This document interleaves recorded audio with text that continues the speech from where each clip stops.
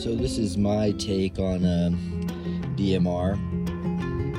It is an 18-inch barrel bipod with magnification. It is chambered in 5.56,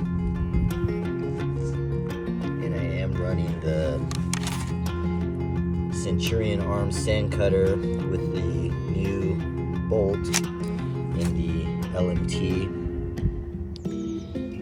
build.